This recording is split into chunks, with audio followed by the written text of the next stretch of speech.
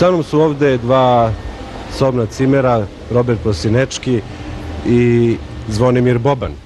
Roberte, da se osvrnemo još jednom na ovu veliku pobedu Crvene zvezde, čestitamo. Utisak je da je sve gotovo. Pa prvo da se zahvalim na čestitkama.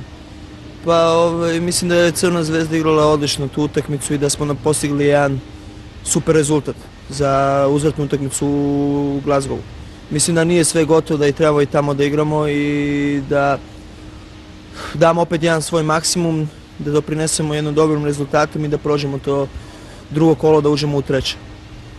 Protiv Austrije očekuje se borba sa odbrambenim igračima njihove reprezentacije. Tu su Aigner, Pecl, znači ima i dosta internacionalaca. Pa kako da ne, mislim da su oni bili na svetskom prvenstvu i da smo i tamo ih pratili i da je to sigurno jedna dobra ekipa koja je protiv Falskih ostrva izgubila, ali mislim da to nije pravi njihov sud i nije prava ona ekipa kao što oni mogu i što oni trebaju da pruže. Mislim da će biti jedna teška utakmica gdje verujem da ipak smo mi favoriti i da će na toj 500. utakmici Jugoslavija pobediti i doprinosti jednu veliku pobedu s time da bi bili bliži evropskom prvenstvu, znači tim završnici evropskog prvenstva u 92. u Švedskoj. Juče selektor Osim reče da bi bilo dobro da reprezentacija igra kao Crvena zvezda, da tako ozbiljno shvati ovu utakmicu.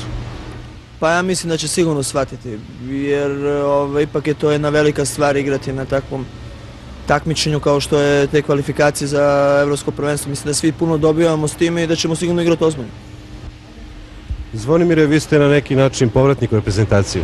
Pa zahvaljujem selektoru Osimu što me pozvao i što mi je ponovo ukazao povjerenje.